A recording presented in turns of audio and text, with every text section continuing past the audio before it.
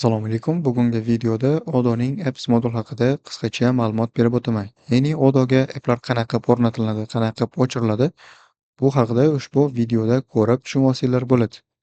Unda Odoga kirib olganinglardan keyin pastda mana modulni o'zi joylashgan bo'ladi. Shuni ichiga kirib olamiz. Kirganinglarda sizlarda ushbu oyna hosil bo'ladi.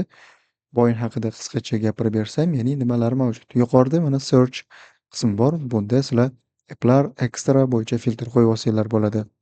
Undan keyin, sizlarda o'rnatilingan va o'rnatilmagan, ilovalarni chiqarib olsanglar bo'ladi.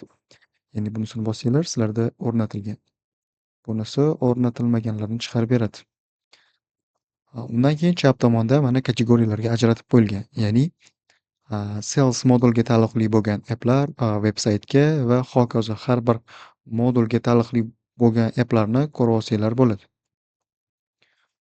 Undan keyin applar qanaqa qilib o'rnatilinadi? Install qilmagan applarni chiqarib olamiz va, mana aytaylik, Quality appini o'rnatmoqchisizlar yoki e-learning farqi yo'q. Aktiv tugmasini bosish orqali ilova o'rnatiladi.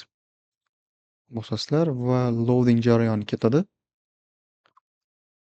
Biroz vaqt oladi va bitta refresh qilib yuborib, avtomatik ravishda appni o'rnatib beradi. Mana app o'rnatildi.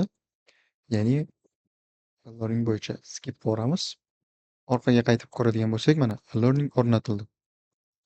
Endi appga kiradigan bo'lsak,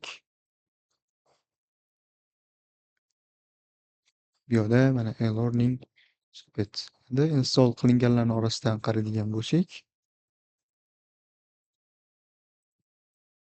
mana e-learning o'rnatilgan holatda. Endi bu biron bir modulni o'chirib tashlash qanaqa bo'ladi? Xuddi shu modulni endi o'chiradigan bo'lsak, mana 3 ta tugmani bosish orqali modul haqida info olsanglar bo'ladi. Ko'proq ma'lumot bilsanglar bo'ladi. Upgrade qilib yuborsanglar bo'ladi shu modulni.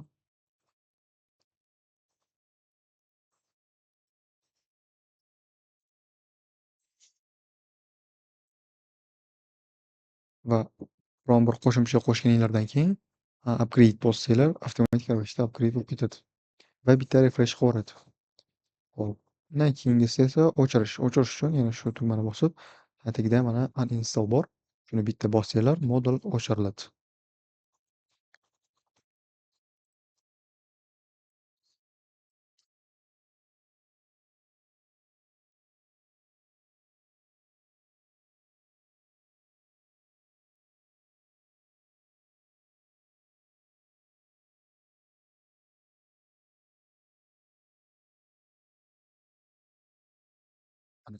Learning moduli o'chirilgan holatda. Bu videoda sizlar, Odoga app o'rnatish, uni o'chirish, sozlash bo'yicha qisqacha ma'lumotlarga ega bo'ldingiz.